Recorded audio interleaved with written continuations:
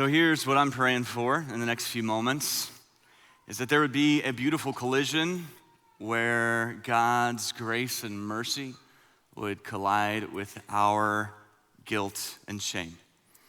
I don't know what your most memorable Facebook message has been. I want to tell you about mine. I'd rather just read this to you, but it's a little bit long, so you'll have to stick with it. I got this around 5 years ago or so from a man in his late 30s named Wes, and here's what he wrote to me. He writes, "I don't know if you have any good Facebook stories." All right, now he's got my attention. "I think you might have one after you read this. I'm not exactly sure why, but I feel compelled by God to tell you the story. It goes all over the place. I've known I was adopted all my life. I was raised in a Christian home by two terrific people who could not have children of their own. I'm married now, and I have my own children, and I dearly love my family. Honestly, I never had a desire," he writes, "to seek out my birth parents until a few years ago. I was attending a Christian retreat, and one of the speakers was an older man, and he told about giving up a child for adoption many years ago, but he had never told anyone about it. And he just said he lived with that secret. He lived with guilt and a hard heart, and he lived with bitterness towards God until his daughter, who was at the time an adult and a committed follower of Christ, contacted him. And as he shared at the retreat, he said that God used that to help him find freedom and find healing. And so he writes, that story made me think of my own situation. I wondered if it might help my birth parents to know how I was doing. And I was able to find the name of my birth father, and I contacted him. It became clear to me that I was right about guilt and pain that can follow a person after making such a difficult decision, especially when they don't tell anyone about it. That secret had been kept for a long time, and it seemed that it was probably best that I not interfere with his life or complicate things for him. Recently, my family changed cable providers to Verizon, and they carry the religious station JCTV. He writes, one night I was laying in bed with my wife, and one of your shows came on, and my wife was watching it, and I was already half asleep, but suddenly I was startled when my wife exclaimed, "Oh my gosh, that is your cousin." She was talking about you, Kyle. She knew a lot more about my birth family than I did because she's the one who did all the research. And I didn't believe her at first, but after a little Google search, I realized she was correct. I hope you're not shocked, but your uncle, this is my dad's little brother, your uncle, David Idleman, is my birth father. I picked you to contact first because as a pastor, I thought you might be used to giving counsel in difficult situations. I know that I also have a sister, but I don't know if she knows about me. I don't want to stir the family pot. I don't want to create problems or difficult situations, but I feel like, as I said, God compelled me to reach out to you. So Wes's father is my Uncle Dave, who I grew up pretty close to. He lived in the same town that I did. He's my dad's little brother, never told anybody about this son that he gave up for adoption. The church environment he grew up in, some of you will understand this, and that the birth mother grew up in, she was a pastor's daughter, it made it hard to tell secrets like this. It was more common to kind of keep those things to yourself and just pretend like everything was fine. But a secret like that, here's the thing about it. It's a heavy weight to carry, especially over an extended period of time. Some of you know exactly what I'm talking about. Like it starts off, it's okay. You think, I can handle this. I can handle this weight. But a secret, the weight starts to bear down. And as I look back on it, I guess that's sort of how I would describe my uncle. He seemed to me as a man who carried a heavy weight. He was a believer, but his interest in spiritual things was pretty nominal. God and the church didn't play much of a factor in his life, and I just think the decades of carrying a secret like that took its toll on his heart and on his relationships. And when you keep a secret like that, you find out that shame and guilt are your constant companions. But over the decades, it turns out that he was on a collision course with God's grace and mercy. That's true for some of you. You don't even know it. Like you think you just came here today on chance. Some of you came here because really, honestly, you just want to get somebody off your back. Some of you are listening to this and your only thought is, he better be done in time for me to see the tip off at 1. I know what you're thinking. But what if it's not an accident that you're here today? What if your life has been on a collision course for this day and this moment and this time and this place? We're in a series leading up to Easter called Beautiful Collision. And as we talked about last week, those words don't tend to go together, beautiful and collision, because collision brings to mind things like broken, busted, wrecked. But that's really what you read in the Gospels. The Gospels are a collection of beautiful collisions where broken and busted and wrecked lives collide with Jesus and something beautiful happens. That's really what we have here at the church as well. It's one story after another of beautiful collisions. And so we're going through different examples of this in the Gospels. Last week we looked at John chapter 3. We saw a beautiful collision between Jesus and a religious leader named Nicodemus. And it was kind of an unusual collision because you have this guy, Nicodemus, who has to choose between following Jesus or following religion. Couldn't do both. Jesus collides with religion. He collides with the traditions. He collides with the self-righteousness and the self-sufficiency that religion offers. And this week, we're gonna be in the next chapter. So if you have your Bibles or a Bible app, turn to John chapter 4. It's a much different kind of collision with a much different kind of person. In fact, in some ways, and this is one of the reasons I love the Gospels, in John 3 and John 4, you're seeing Jesus encounter people on the extreme ends of the religious spectrum, of the social spectrum. And so in John chapter 4, Jesus is traveling. He's getting ready to go to another city. And here's what we read, John 4, verse 4. Here's what it says. He had to go through Samaria. If you want to underline a word or highlight it, had is an interesting word to take note of in this verse. It's easy to miss. He had to go through Samaria. It doesn't really get our attention. Just seems like, well, he had to go there to get to wherever he was going, but that's not necessarily the case. You do a little research on it and you find out that Jews, they didn't want to go through Samaria and they would go around it. They'd do their best to stay out of Samaria. There's a lot of prejudice, a lot of hatred between the Jews and the Samaritans. And so when you read this, you think, well, maybe that's what it is, that Jesus had to go. It's basically perhaps communicating to the Jewish reader, he doesn't want to go there, but he had to. There's no other choice.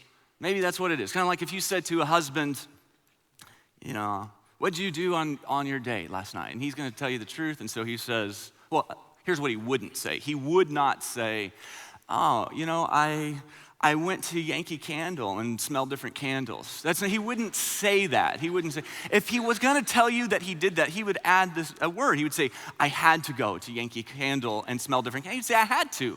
It's an important word for that guy to get in that sentence, right? Because if he just says, I went to Yankee Candle and smelled candles, that's awkward. It's awkward for everyone. And you suddenly wish you wouldn't have asked him what he did on his day. But if he says, I had to, it communicates something. It communicates they didn't want to. He was forced to. If he could have had another option, he would have taken it. But he had to do it. And I think for the Jewish reader, that's how they hear this. It's like, oh, well, okay, that makes sense.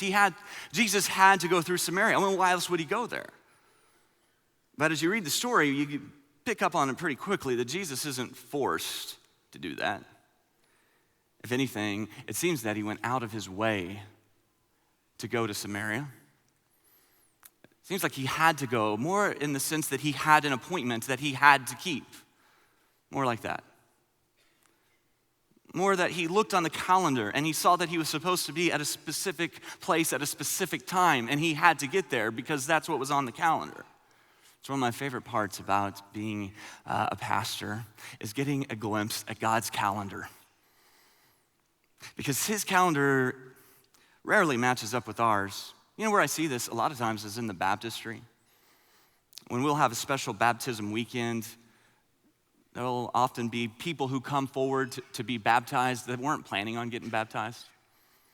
Like they came to church that day, and that was not part of the plan. And so when I'm in the baptistry, I'll sometimes say, were you planning on getting baptized today? And sometimes they'll say no. And I will say, well, this may not have been on your calendar. This was on God's calendar. God knows. And sometimes he has the intersection circled, and he knows when the collision's gonna take place. About 7 or 8 years ago, I finished preaching this sermon, and I offered the invitation, and this guy comes forward. It was on Saturday night, and he was a little emotional when he came down, and I asked him his name, told me his name, said he hadn't been to church since he was a kid. And I said, well, what's going on? How can I pray for you? And he said, well, he said that he and his wife had separated, and he had made some pretty significant mistakes, and he knew he needed to make some changes in his life, and someone told him that he should come to church, and so here he is, and so I prayed for him, and I prayed that God would intervene in his marriage. I prayed that God would draw he and his wife back together again, that he would work on their behalf, that he would fight for them, right?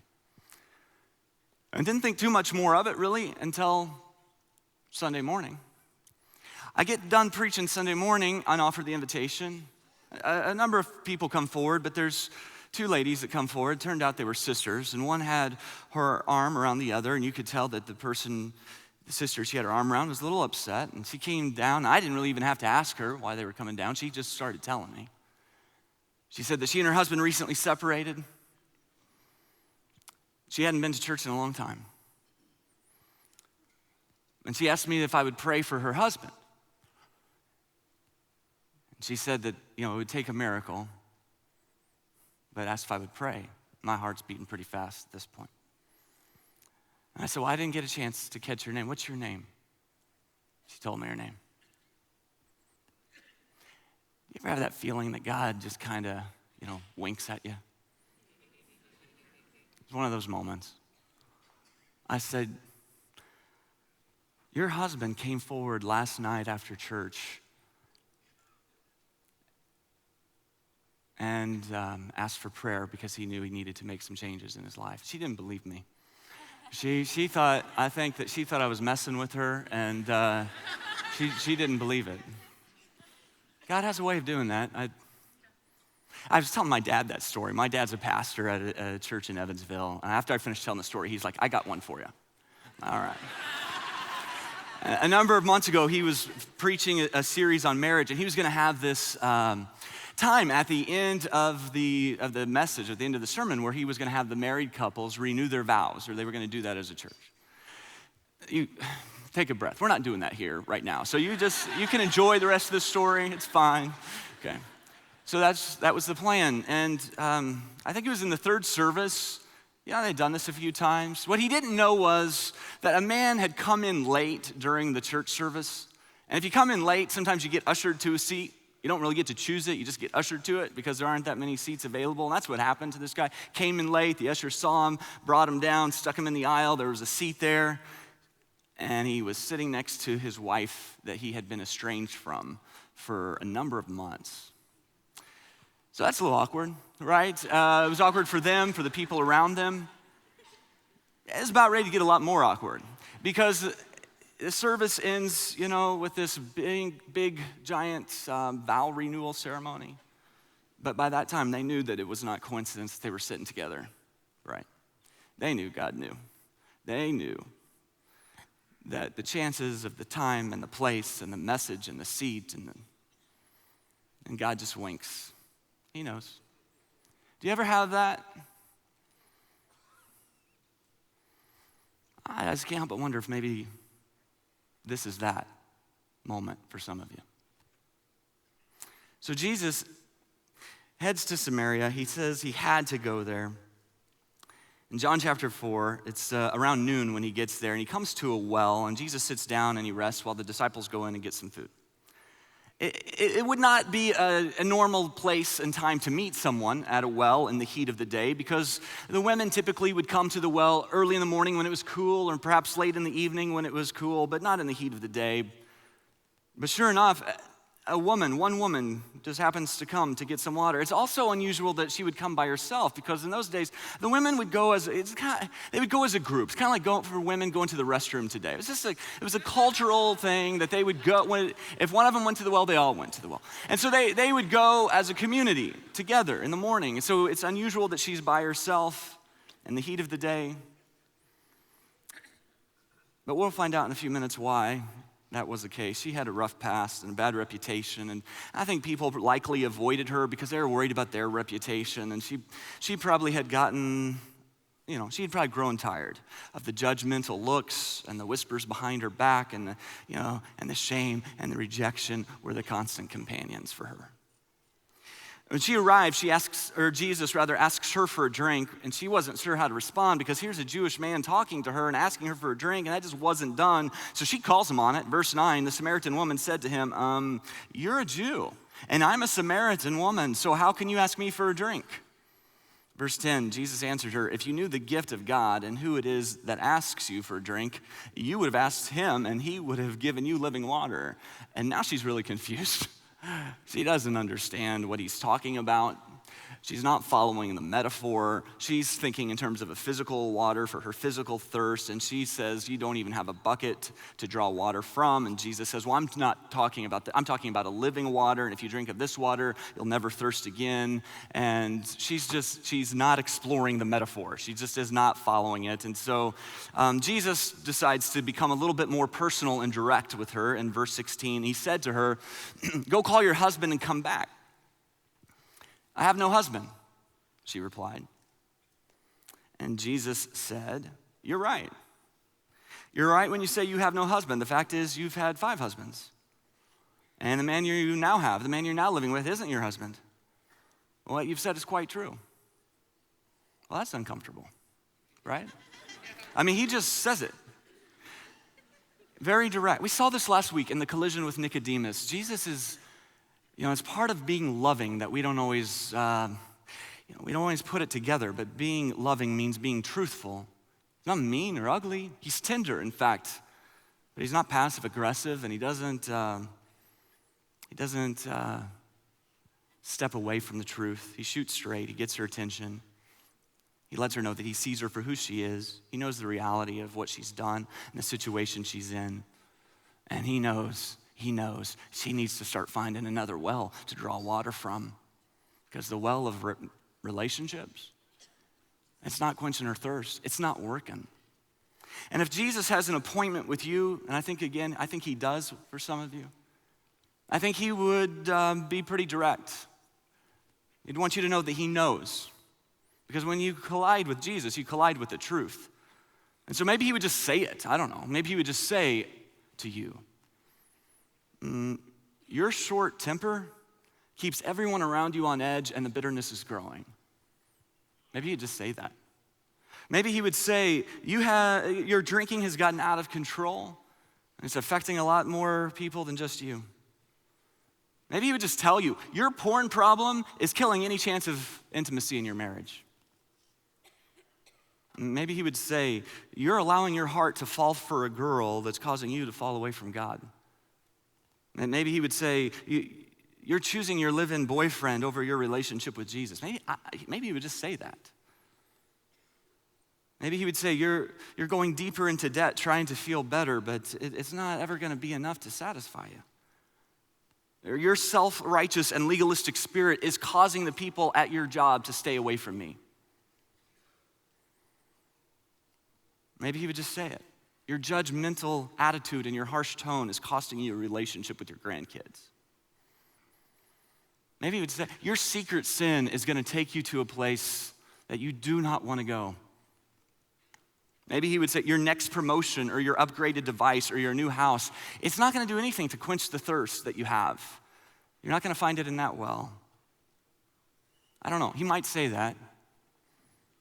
He does that for this woman here, and I think it gets uncomfortable. I mean, I think she felt the way some of you feel right now. I think that's how she felt. And so she does what we do when we're coming towards a collision with the truth, is we avoid the collision. We do our best to say, I think I'll turn right. And she tries it. She tries to steer him in a different direction. So after Jesus kind of says, here's your life, she says in verse 19, "Sir," the woman said, "I can see that you're a prophet. And our ancestors worshiped at this mountain, but you Jews claim that the place where we must worship is Jerusalem." Oh, this will get him. He won't talk about me, and I can get him talking about religion. I can get him talking about which mountain we should worship at. That's what she does. She tries to draw him off sides by turning their conversation into a religious conversation, into a religious debate. So here's what she does. To avoid the collision, she turns the conversation towards religion and interpretive differences. And I think we still do that quite a bit. Jesus gets a little bit too personal, and we get religious. Something steps on our toes, and suddenly we want to debate eschatological views. I see this sometimes with, a sermon where it'll be perhaps confronting to someone's life, and suddenly they want to know when we talk where I stand on Calvinism, right? And they have some theory, doctrinal theory. And I have a theory as well. My theory is that the more caught up and obsessed people are over areas that clearly fall under the umbrella of biblical interpretation and opinion, the more likely it is they're trying to keep Jesus from getting too personal in some area of their lives.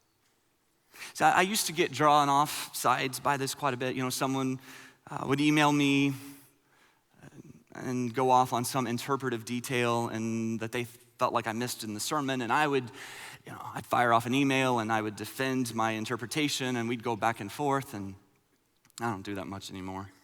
I'm not saying I never do it. I mean, if you want to try, you're welcome to. But I rarely do it, because what I've learned, when someone is especially just determined to talk about religion and to talk about interpretation, and a lot of times it's because they don't want to talk about themselves and what God is doing in their lives. There's oftentimes just this more personal collision that needs to take place. So I think that's true clearly for this woman, right? So she's made some assumptions about Jesus that are causing her to do her best to avoid him. Assumption number one is that he'll want nothing to do with me. This is where some of you are at. You do your best to avoid Jesus, not because you don't have an interest, but because you're pretty sure he's not interested in you. And just as she saw him as this Jewish man who wouldn't want to talk to her, some of you feel that way about Jesus. It's just that you don't think he would want anything to do with you. Another assumption she made, that he's more interested in religion than he is in my life. We talked about that. Assumption number 3 is that he's making an offer that's too good to be true. He's offering me living water, and I'll never thirst again. Well, here's a woman who has been made all kinds of promises by all kinds of men in her life, and she's skeptical. She's cynical. She knows better. Her heart has been hardened. And so she makes these assumptions about Jesus that causes her to initially do her best to avoid him. And here's the reality of it. So Jesus has given he's given me the freedom to accept or reject him. And some of you are rejecting Jesus because you've made some assumptions about him that aren't even true. Maybe it was the church you grew up in, maybe it was the home you grew up in, maybe it was something from your past, but you've made these assumptions about Jesus, and you're rejecting Jesus, but you're not rejecting the real Jesus, you're rejecting your assumed Jesus. And if you're gonna reject Jesus, I just wanna make sure you're rejecting the real one, not the one you've just assumed. And so Jesus wants to address this with her. And so, conversation continues. You can read a lot of this at home, but eventually the woman, I think, she just really doesn't know what to say or how to respond. So she tries to draw a conclusion to this conversation. So here's what she says, verse 25. She says, I know that the Messiah called Christ, when he comes, he'll explain everything to us. She says to Jesus, I know that, you don't know the answers to these questions either, but Jesus, when Jesus comes, he'll know the answers. And I don't know, I could be wrong. I think Jesus probably couldn't help but give a slight smile. And then Jesus says, verse 26, I, the one speaking to you, I am he.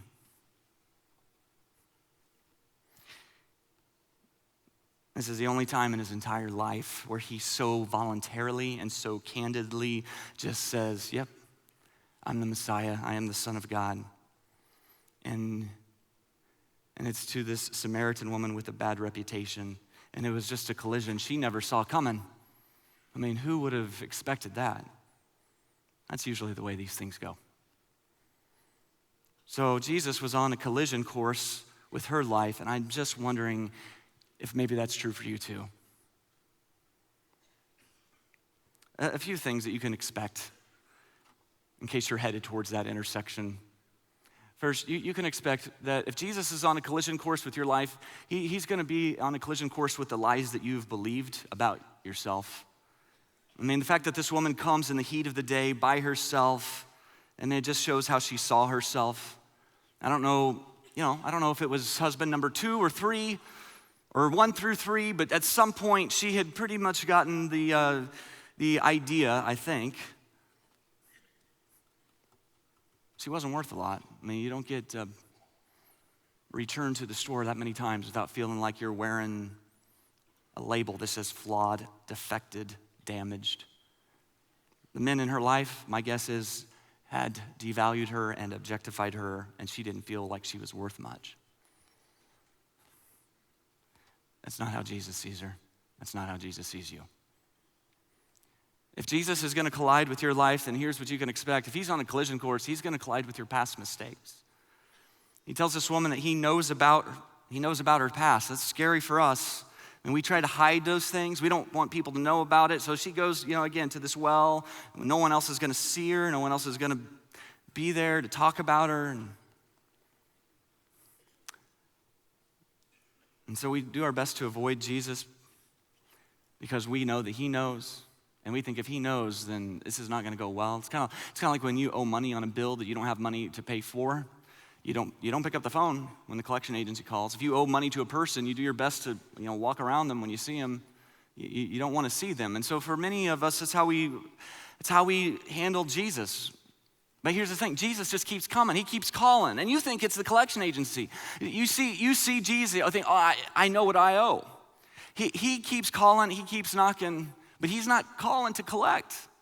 He's calling to let you know it's been paid for. You can be free. You don't have to live in this anymore. You don't have to stay in the darkness. You don't have to have shame and guilt as your constant companion. And I know for some of you that you think you think the worst thing that could happen to you is for your secret sin to be found out. You don't want anybody to know. That's not the worst thing. The worst thing is you go through months or years of your life and nobody knows. You just carry this weight around. You just carry it around. And the whole time, Jesus is saying, just give that to me. Just give that to me. And it takes courage. It takes courage. It takes a lot of courage. That if you've been living in the dark, to step into the light. I know that. All I'm saying is there is freedom in the light. So when the secret about my Uncle Dave's son came out, it was pretty overwhelming for him. And for decades, he had lived with the weight of that, and I think there was probably some fear in how people would respond. I mean, how would my grandparents respond to this news? Or what about his older brother? That's my dad. How would he respond? What would he say? And it finally came out. It was a beautiful collision. It was a little messy, but it was a beautiful collision. And so we planned for them to meet for the first time at my house here in Louisville because his son Wes lives in Virginia and my uncle lives in Missouri. And so we were gonna meet at my house in Louisville for a little family reunion where they would get to meet for the first time. And there were many tears as we watched father and son embrace for the first time. And then Wes handed his dad a gift. It was a present that was wrapped up. And he opened it up. It was a watch. Oh, that's nice. That's thoughtful. Got him a watch, just kind of as a way to remember this moment.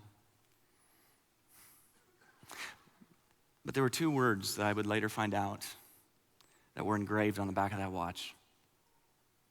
2 words. Pure grace. And something changed in my uncle's heart. And it's been beautiful to watch. I think he just, no longer felt weighed down by a lot of that. The secrets, the shame, the guilt. When you have secrets like that, it's hard to feel like anybody ever really knows you. You tend to put a wall up around everybody. You don't even know you're doing it. You just put a wall up. I emailed him a couple days ago and I asked him for permission to to share the story with you guys. And I didn't really know how he'd respond. Honestly, I didn't think he would want me to. Here's the email he sent me back. Here's part of what he said. He said, please feel free to use my situation in any way to express God's love, mercy, and amazing grace to people who need to hear it. I don't know him like this. God has been working. It reminded me, when I read it, of the woman at the well and her response. I mean, you would think the last thing she'd want to do is let anybody know. I mean, she's doing her best to avoid people, to not talk about it. And yet, when her life collides with Jesus, verse 28 says, the woman left her water jar beside the well and ran back to the village, telling everyone, come and see a man who told me everything I ever did. Could he possibly be the Messiah? And so the people came streaming from the village to see him.